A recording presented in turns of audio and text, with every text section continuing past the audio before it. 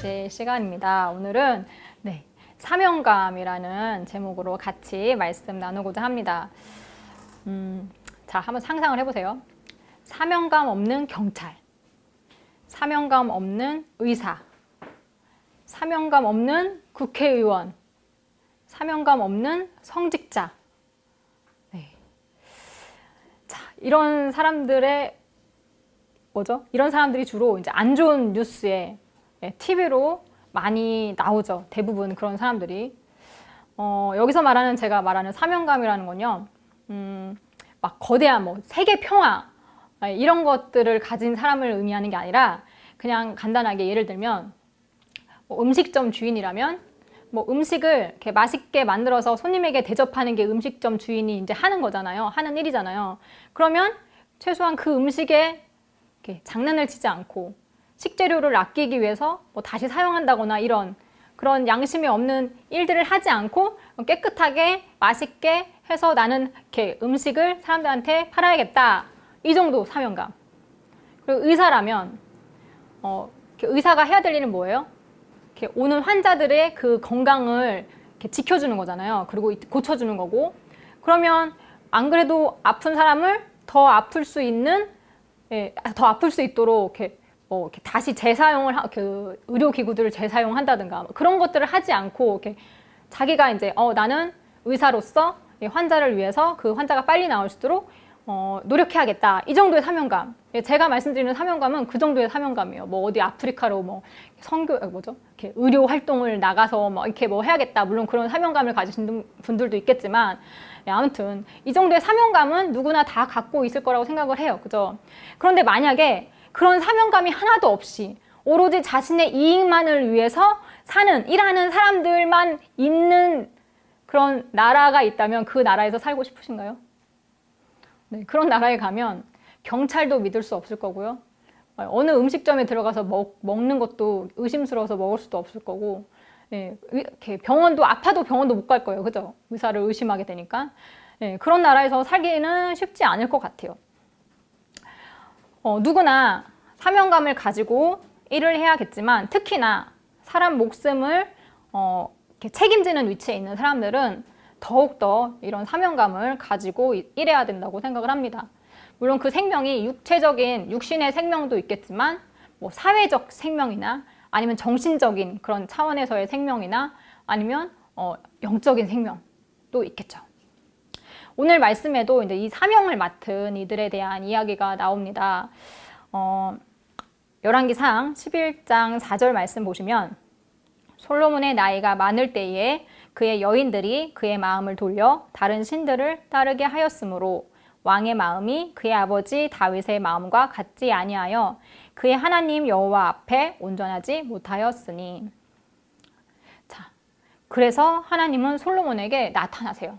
그리고 다시 그 마음을 돌려서 하나님께로 돌아오기를 이렇게 말씀하시죠. 그런데 이 솔로몬은 그 다른 신을 섬기지 말라고 하는 그 경고의 말씀을 경청하지 않았고, 결국 이제 하나님께서 이제 마지막으로 이제 말씀을 하시죠. 열왕기상 11장 11절에 내게 이러한 일이 있었고 또 내가 내 언약과 내가 내게 명령한 법도를 지키지 아니하였으니 내가 반드시 이 나라를 너에게서 빼앗아 너의 신하에게 주리라. 그 나라를 빼앗아서 신하에게 주겠다고 하나님께서 경고를 하시죠. 솔로몬은 하나님을 대신해서 하나님의 백성을 이렇게 다스리는 그런 사명을 받았습니다. 처음에는 그 사명을 잘 감당하는 것처럼 보였죠. 잘 감당했죠, 물론. 그런데 말년에 가가지고 이제 하나님의 뜻과 다른 길을 걷게 됩니다. 그는 맡은 사명에 실패했죠. 그래서 하나님은 이렇게 선지자 아이야로 하여금 솔로몬의 신하인 여로보암에게 이스라엘의 12지파 중에서 이렇게 10지파를 그 솔로몬에게서 빼앗아서 여로보암에게 주시겠다고 그렇게 말씀을 하셨습니다. 그리고는 이 여로보암에게 내가 명령한 모든 일에 순종하고 내 길로 행하면 내 눈에 합당한 일을 하며 내 길로 행하며 내 눈에 합당한 일을 하며 내 종 다윗이 행함같이 내 율례와 명령을 지키면 내가 너와 함께 있어 내가 다윗을 위하여 세운 것 같이 너를 위하여 견고한 집을 세우고 이스라엘을 내게 주리라 라고 약속을 하셨습니다. 자, 그래서 솔로몬이 죽은 후에 결국 이스라엘은 남유다와 북이스라엘로 이제 나뉘게 됩니다. 북이스라엘의 왕은 아이야 선지자 아이야가 말한 대로 이제 여로보암이 되었죠. 그가 이제 북이스라엘의 왕이 되었잖아요. 그런데 그 이스라엘 백성들이 그 예배를 드리는 장소는 남유다인 예루살렘에 있었죠. 자, 그러자 더 이상 예루살렘에 가서 예배를 드릴 수가 없게 되었으니까 이제 백성의 마음이 자기 왕에게서 떠나서 남유다로 향하게 될까봐 이제 이 여로보암이 마음에 근심이 생긴 거예요. 그래서 그가 택한 건 뭐냐면 금송아지를 만들어서 하나는 베델에 하나는 단에 이렇게 놓고 거기서 이제 제단을 쌓아서 제사를 드리도록 그렇게 만들었어요. 하나님께서 주신 말씀을 그가 잊은 건지 아니면 무시한 건지 모르겠지만 지키지 않은 거죠. 그래서 그 또한 솔로몬처럼 이제 하나님께서 주신 사명을 제대로 감당하지 못하게 됩니다. 이에 하나님은 성경에 그 이름이 언급되지 않은 한 유다의 예언자를 여로보암에게 보내게 됩니다. 그리고 그의 집에 재앙이 있을 것이라고 선포를 하게 되죠. 여로보암은 그 예언자에게 쉬어가라고 예물을 주고자 하지만 그 예언자는 그걸 거절을 합니다. 이유는 하나님의 사람이 왕께 대답하되 왕께서 왕의 집 절반을 내게 준다 할지라도 나는 왕과 함께 들어가지도 아니하고 이곳에서는 떡도 먹지 아니하고 물도 마시지 아니하리니 이는 곧 여호와의 말씀이 내게 명령하여 이르시기를 떡도 먹지 말며 물도 마시지 말고 왔던 길로 되돌아가지 말라 하셨음이니이다 하고 이에 다른 길로 가고 자기가 베델에 오던 길로 되돌아가지도 아니하니라 라고 열왕기상 13장 8절에서 10절 말씀에서 말을 하고 있죠. 그리고 선지자는 떠납니다. 자, 이대로 이야기가 끝났으면 좋겠는데 여기서 끝나지가 않죠. 그 소식을 들은 베델의 한 늙은 선지자가 유다에서 온 그 선지자를 찾아갑니다. 그리고 자신과 함께 자신의 집에 가서 머물러서 식사를 하자고 합니다. 그러자 그 유다에서 온 선지자는 왕에게 말했던 것처럼 다시 똑같이 자기가 그를 따라가지 못하는 이유에 대해서 이야기를 하죠. 그럼 그에게 베델의 이 늙은 선지자는 거짓말을 합니다. 뭐라고 거짓말하냐면 13장 18절에 나도 그대와 같은 선지자라 천사가 여호와의 말씀으로 내게 이르기를 그를 내 집으로 데리고 돌아가서 그에게 떡을 먹이고 물을 마시게 하라 하였느니라 라고 말을 하니까 이 유다에서 온 선지자는 별다른 의심 없이 그 베델 선지자를 따라갑니다. 그리고 그의 집에서 떡을 먹고 물을 마시죠. 바로 그때 하나님의 말씀이 그 베델의 늙은 선지자에게 임합니다. 21절에서 22절 말씀 보시면 여호와의 말씀에 내가 여호와의 말씀을 어기며 내 하나님 여호와께서 내게 내리신 명령을 지키지 아니하고 돌아와서 여호와가 너더러 떡도 먹지 말고 물도 마시지 말라 하신 곳에서 떡을 먹고 물을 마셨으니 내 시체가 내 조상들의 묘실에 들어가지 못하리라 라고 말씀하시죠. 결국 그는 돌아가는 길에 사자에 물려서 죽고 맙니다. 베델의 늙은 선지자는 이 소식을 들었죠. 그리고 바로 그곳으로 갑니다. 가보니까 유다에서 온 선지자는 물려서 죽어 있고 그리고 그 옆에는 사자와 나귀가 서 있었죠. 사자는 나귀를 해치지도 않았고 또 그 시체를 먹지도 않았습니다. 베델의 선지자는 그것이 하나님께서 하신 일임을 알았죠. 그래서 그 시체를 자기 나귀에 싣고 되돌아와서 자신의 묘실에 둡니다. 그리고 말을 하죠. 32절에 그가 여호와의 말씀으로 베델에 있는 제단을 향하고 또 사마리아 성읍들에 있는 모든 산당을 향하여 외쳐 말한 것이 반드시 이룰 것임이니라. 베델의 늙은 선지자는 하나님의 말씀이 참인지 아니면 거짓인지 알고 싶어서 그 선지자를 데리고 왔을 겁니다. 예, 그리고 그의 죽음으로 인해서 베델 제단을 향한 이 사마리아를 향한 하나님의 말씀이 선지자를 통한 하나님의 말씀이 진실임을 알게 되었죠. 여기서 이제 두 선지자가 나오잖아요. 그런데 두 선지자 전부 하나님 앞에 죄를 지었습니다. 한 선지자는 하나님의 말씀에 불순종하는 죄를 지었고 또 한 선지자는 하나님께서 말씀하셨습니다 라면서 거짓 예언을 한 거죠. 거짓말을 했습니다. 물론 먼저 거짓말한 그 베델의 늙은 선지자가 문제가 아니냐, 유다에서 온 선지자는 사람을 믿은 죄밖에 없다 라고 말씀을 하실 분들이 계실 겁니다. 그러나 이 속은 선지자도 죄가 있었습니다. 어떤 죄였을까요? 그는 하나님의 명령이 무엇인지 분명히 인지하고 있었어요. 그렇기 때문에 왕 앞에서도 그리고 늙은 그 베델 선지자 앞에서도 어떤 명령이었는지 바로 말을 하잖아요. 똑같이. 그런데 만약에 하나님이 자기가 알고 있는 그 하나님의 명령과 다른 명령을 다른 선지자가 받았다면 거기에 대해서 바로 이해하고 따라갈 것이 아니라 내가 받은 것이 있으니 하나님께 먼저 기도하고 물어봐야죠. 무엇이 맞는지. 바로 이렇게 그 선지자는 그 유다에서 온 선지자는 신중하지 못했어요. 그는 두 명령의 말씀 중에서 자신의 판단을 믿었습니다. 그는 교만했고 하나님의 말씀에 대한 믿음도 확고하지 않았죠. 견고하지 못했던 거죠. 그는 하나님의 음성을 듣고 그것을 그대로 전한 참 선지자였습니다. 그죠? 그러니까 왕 앞에서도 두려워하지 않고 그가 할 말을 이렇게 바로 할 수 있었잖아요. 하나님의 사람이라는 칭호를 계속 받고 있는 사람이었어요. 그러나 그 자신 또한 하나님의 말씀에 끝까지 순종하지 못했습니다. 그 결과 그는 자신의 고향으로 돌아가지 못하고 사자에게 물려 죽고 말죠.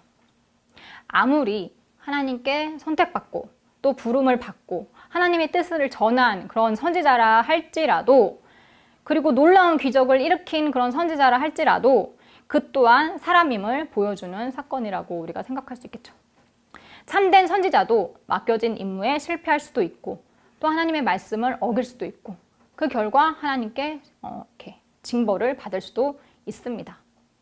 우리가 이런 걸 볼 때 선지자를 우상처럼 떠받드는 거는 안 되겠죠. 그들도 아무리 대단하게 보여도 언제든 변할 수 있는 인간이기 때문입니다. 목사님도 마찬가지죠.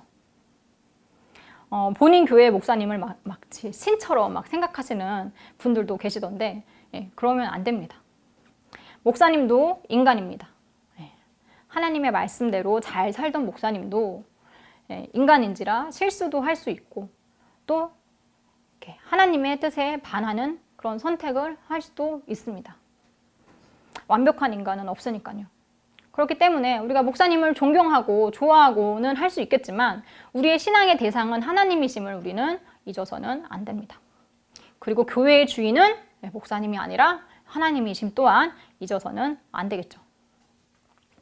자, 오늘 연이어서 나온 두 명의 왕과 또 두 명의 선지자죠. 이 선지자들, 한 명의 선지자는 사명을 마지막까지 완수하지 못했습니다.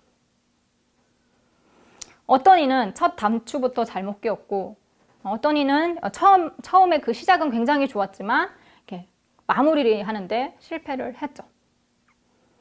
왕의 자리든 선지자의 자리든 어느 자리에 있든지 상관없이 어떤 능력을 가지고 있었는지와 상관없이 하나님의 명령에 성실하게 잘 수행했는지가 중요합니다. 사명감은 그 사전적인 뜻이 주어진 임무를 잘 수행하려는 마음가짐입니다. 사명을 받은 자는 하나님의 말씀을 잊지 않는 게 중요하겠죠. 그리고 교만하지 않고 겸손하게 신중하게 행동하면서 자신이 사명이 끝날 때까지 주의해야 합니다. 마음이 흐트러지지 않고 잘 서 있어야 사명을 완수할 수 있습니다. 때로는 우리가 열심히 이렇게 사명을 수행하더라도 오해를 받을 수도 있죠. 그리고 그 오해로 인해서 비난을 받을 수도 있습니다. 자신의 의도와는 상관없이 사람들에게 미움을 받을 수도 있고 심하면 박해를 받을 수도 있죠. 특히 선지자의 사명을 받은 이들은 그랬습니다. 선지자는 대부분 하나님의 심판을 선포하니까 그들이 나타나는 것을, 그들이 말하는 것을 좋아하는 사람들은 없었을 겁니다. 이 유다에서 온 선지자도 여로보암 왕에게 바로 잡힐 뻔했죠. 여로보암이 선지자를 잡으라 라고 이렇게 딱 뻗은 그 손이 마르지 않았다면, 그리고 그 마른 손이 이 선지자의 기도로 금방 다시 회복되지 않았다면 그 선지자는 아마 이렇게 사로잡혀서 곤혹을 당할 수도 있었을 겁니다. 그래서 사명감이 중요한 거죠. 사명감이 없이 위험 앞에 우리가 노출이 되면 사람은 두려움 때문에 자신의 임무는 잊은 채 도망치고 말 겁니다. 자신의 안위를 더 중요시 여기게 되죠. 사명을 받은 사람은 자신의 생각보다는 하나님의 뜻에 더 집중을 해야 합니다. 인내심을 가져야 되죠. 그리고 믿음의 확신을 가져야 되고 지치지 않아야 합니다. 의심하지 말고 맡겨진 임무가 끝날 때까지 수행해야 합니다. 유다에서 온 선지자의 임무 완수는 돌아가는 것까지였습니다. 그러나 그는 중간에 실패했습니다. 믿을 만한 사람의 꼬드김이었든 아니면 누군가의 속임수였든 상관없이 실패는 실패인 거죠. 다른 사람의 핑계를 댈 수가 없는 겁니다. 여러분 또한 각자 맡은 임무들이 있을 거예요. 교회에서의 임무든 아니면 개인에게 주어진 임무든 하나님께서 맡겨주신 일들이 있을 겁니다. 사명감을 가지지 않고 그런 일들을 하다 보면 우리는 하기 싫어서 대강대강 하게 되거나 아니면 그 일 때문에 손해를 보는 것 같아서 불만을 품기도 하고요. 아니면 힘들어서 중간에 그만두고 싶어질 수도 있습니다. 그렇기 때문에 우리가 사명감을 가지고 그리고 이 사명감이 중간에 잃어버리지 않도록 끝까지 붙들고 가는 게 중요하겠죠. 특히 우리는 크리스찬으로서 사명감을 가져야 합니다. 하나님의 자녀임을 잊지 않고 하나님께서 우리에게 말씀하신 그 명령을 지키면서 살기 위해서 노력을 해야겠죠. 각자 사회에서의 위치는 다 다르지만 자신이 처한 환경에서 크리스찬으로서 살아내야 합니다. 내 멋대로 사는 게 아니라 내 판단대로 사는 것이 아니라 크리스찬으로서 말이죠. 사명이라는 찬양이 있잖아요. 그 처음이 주님이 홀로 가신 그 길 나도 따라가오 라고 시작을 합니다. 주님 가신 그 길은 십자가의 길을 의미를 하죠. 우리가 크리스찬으로서 사명감이 없다면 예수님을 따라서 그 길을 결코 걸어갈 수가 없습니다. 험한 산이 될 수도 있고 바다 끝이 될 수도 있죠. 내가 원하지 않는 길이 될 수도 있습니다. 우리가 이 길을 중간에 멈추지 않고 끝까지 가기 위해서는 실패하지 않기 위해서는 사명감을 가지고 그것을 잃어서는 안 됩니다. 치사하고 안이 꽂고 억울하고 막 분해도 꿋꿋하게 사명감을 가지고 사명감을 놓지 않고 걸어야 합니다. 사명을 수행하느라 빼앗기거나 아니면 내가 포기해야 한 것들, 포기한 것들 그런 것들은 내가 생각보다 내가 이거 너무 중요한데 라고 생각했던 것보다 별거 아닐 확률이 높습니다. 그런 것들을 아까워하느라 시간 낭비하지 마시고 더 소중한 것을 잡기 위해서 놓았다고 생각하시길 바랍니다. 그리고 하나님은 임무를 완수한 사람들에게 복 주시는 분이심을 기억하시길 바랍니다. 여러분의 맡은 사명을 다하는 그날까지 사단에게 절대 속지 마시고 인내로 겸손함으로 믿음으로 사명을 잘 감당하시는 승리하시는 모두가 되기를 소망합니다.